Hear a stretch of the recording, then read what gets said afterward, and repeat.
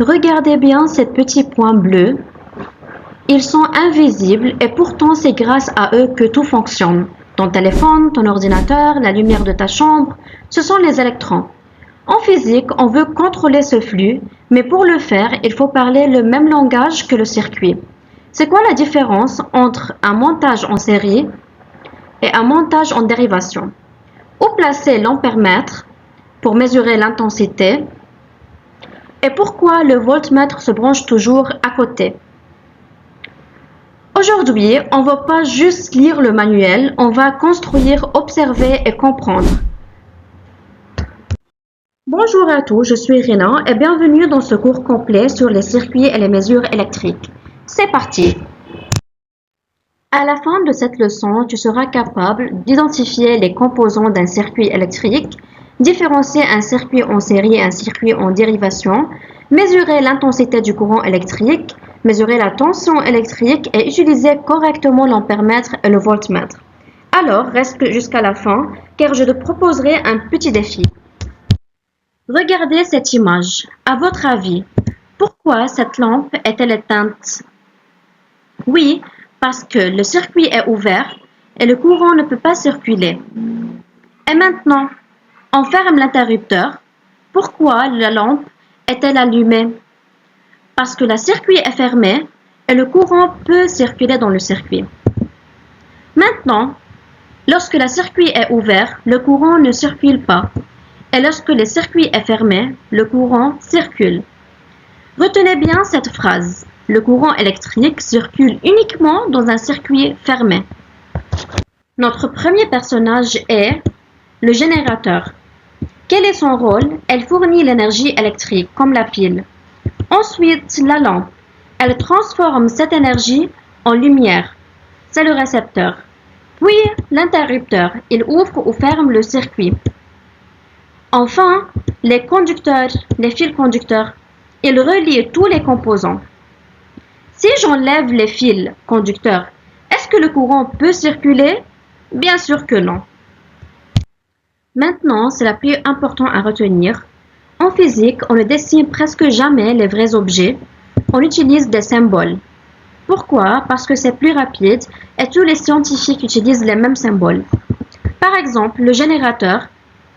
Puisque le générateur a une borne moins et une borne plus, alors on dessine une ligne courte, c'est le moins, et l'autre plus long, c'est le plus. La lampe, on le dessine un cercle avec une X. L'interrupteur ouvert et l'interrupteur fermé, les fils conducteurs, c'est ça. Maintenant, une comparaison entre le circuit fermé et le circuit ouvert. Prends un exemple réel. Imagine que tu veux boire avec une paille. Si la paille est bouchée, l'eau ne passe pas. Même chose ici. Si le circuit est fermé, alors le courant passe et la lampe s'allume. Si le circuit est ouvert, alors le courant ne peut pas passer et la lampe reste éteinte. Dans un circuit en série, ici nous avons une seule route, tous les composants sont placés les uns après les autres.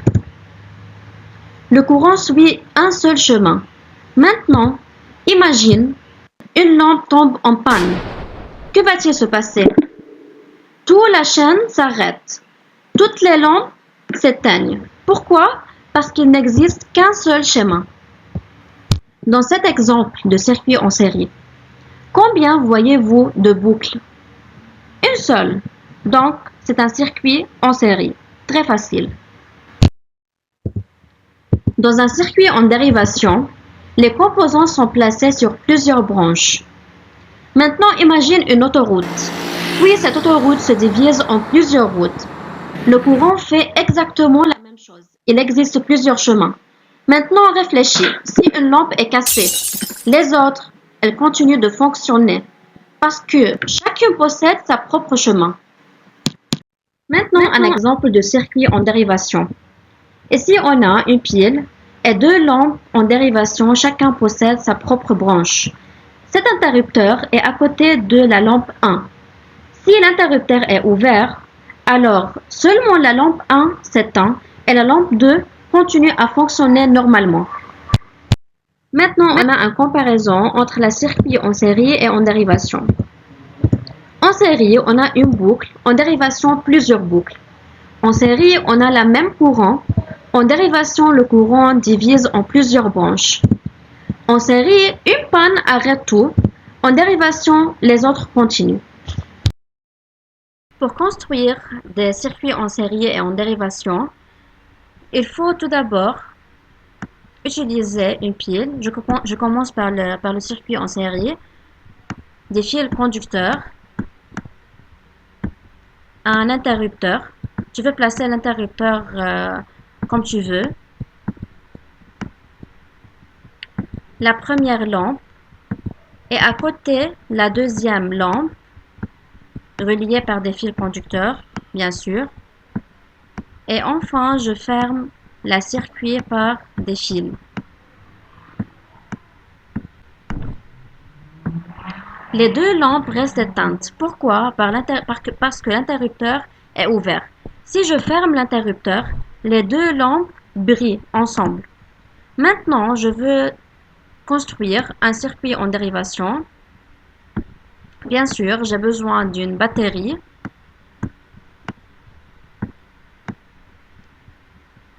Je relie la première lampe par des fils de connexion ou des fils de conducteur.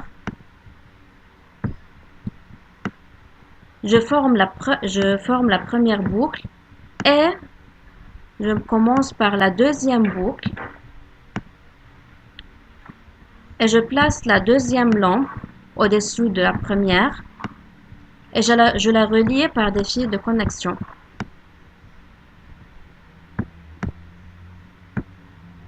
Les deux lampes brillent ensemble, mais si je place un interrupteur là,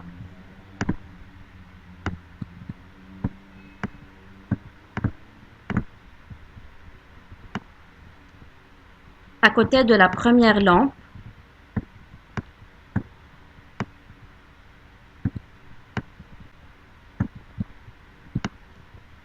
et je la reste ouverte, on remarque que seulement la deuxième lampe brille et la première reste éteinte. L'intensité du courant. Imagine un tuyau rempli d'eau. Plus il passe d'eau chaque seconde, plus le débit est important. Pour le courant électrique, c'est pareil. Plus il passe de charge électrique, plus l'intensité est grande. On la note I. Son unité est l'ampère, A. L'instrument qu'on doit utiliser pour mesurer l'intensité du courant, c'est l'ampèremètre. L'ampèremètre, il mesure l'intensité du courant et on le branche toujours en série. L'ampèremètre a deux bornes, la borne COM et la borne ampère ou bien milliampère selon le calibre utilisé. Le borne COM, il doit être toujours branché au pôle négatif du pile et la borne ampère, il doit être toujours branché au côté positif du pile pour donner une valeur positive. Si on a branché la borne COM à côté positif du pile, alors l'ampèremètre nous donne une valeur négative. Maintenant, je vais vous montrer l'ampèremètre placé en série. Ça, c'est la figure d'une pile, d'un interrupteur fermé, d'un ampèremètre et d'une lampe. On a placé l'ampèremètre en série avec la lampe et le générateur pour former une seule boucle. Et comme vous voyez là, le borne COM est placé aux côtés du pôle négatif du pile pour nous donner une valeur positive. Attention, une erreur fréquente. Et si je le branche en dérivation, est-ce que ça marche? Non, il nous donne une mauvaise mesure et parfois on peut même endommager l'appareil. Cette erreur tombe très souvent dans les examens. Passons à la tension électrique. Imagine une chute d'eau. Plus la hauteur est grande, plus l'eau possède de force. La tension représente cette différence d'énergie. Elle se note en U. Son unité est le volt. Et l'instrument qu'on doit utiliser pour mesurer cette tension est le voltmètre. Le voltmètre compare deux points. Il doit regarder la lampe des deux côtés. Il se branche donc en dérivation, jamais en série. Cette voltmètre, il a encore deux bornes, volt et com. Et comme l'ampèremètre, le borne com doit être toujours branché aux bornes négatives du pile et la borne volt doit être toujours branchée aux bornes positives du pile pour que le voltmètre nous donne une valeur positive. Et si on inverse ces deux bornes, le voltmètre nous donne une valeur négative. Maintenant, je vais vous montrer un schéma qui est un voltmètre branché aux bornes de la lampe. Dans ce schéma, on a une pile, un ampèremètre et un dipôle. Et comme on a dit que l'ampèremètre doit être toujours branché en série, si vous voulez savoir la tension aux bornes de dipôle, il doit brancher un voltmètre en dérivation avec le dipôle. Le borne V doit être toujours connecté ou branché à côté du pôle positif du pile et le borne com toujours au côté négatif du pile. Attention, une erreur fréquente. Que se passe-t-il si je le branche en série? La mesure est fausse. Le fonctionnement est incorrect. Donc retiens ampèremètre série et voltmètre en dérivation. Alors, dans ce tableau comparatif entre l'intensité et la tension, je vais vous demander de pauser la vidéo et compléter le tableau avant de voir la correction. Quel est le symbole de l'intensité?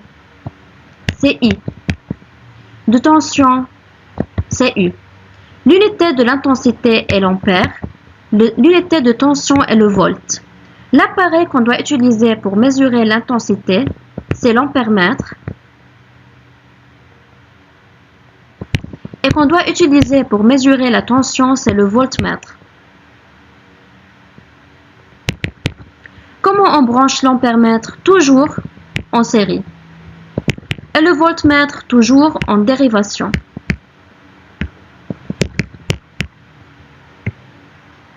Une petite expérience de comment on branche un ampèremètre et un voltmètre dans un circuit.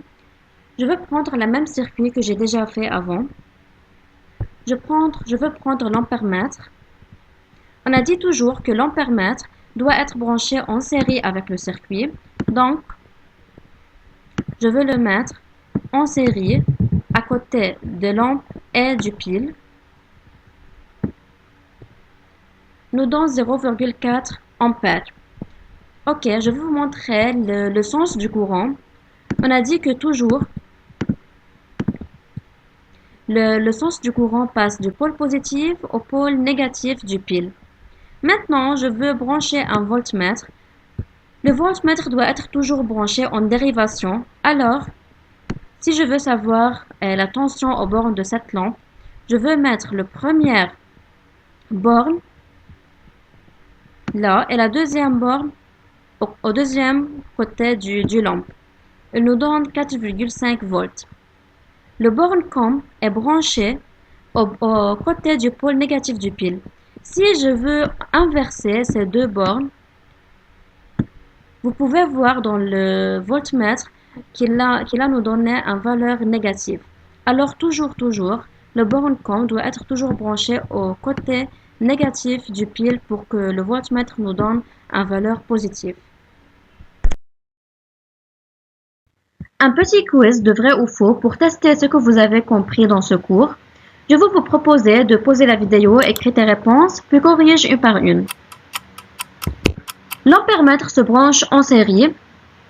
Bien sûr, c'est vrai. Le voltmètre se branche en dérivation. Oui. Un circuit ouvert laisse passer le courant. Bien sûr que c'est faux. Un circuit fermé laisse passer le courant. Une pile est un générateur. Vrai. Une lampe est un récepteur. Bien sûr. Ne triche pas. Regarde les trois schémas. Pause la vidéo. Trouve le bon. Écris A, B ou C dans les commentaires. Puis explique pourquoi les deux autres sont faux. Bravo! Si tu es arrivé jusqu'ici, tu connais maintenant les bases des circuits électriques. Tu sais reconnaître les composants. Tu distingues un circuit en série d'un circuit en dérivation. Et surtout, tu sais où brancher correctement un ampèremètre et un voltmètre. Si cette vidéo t'a aidé, n'oublie pas de laisser un like, de t'abonner à Arena Physique et d'activer la cloche. Et écris-moi en commentaire la réponse de dernière test. À très bientôt pour une nouvelle leçon de physique.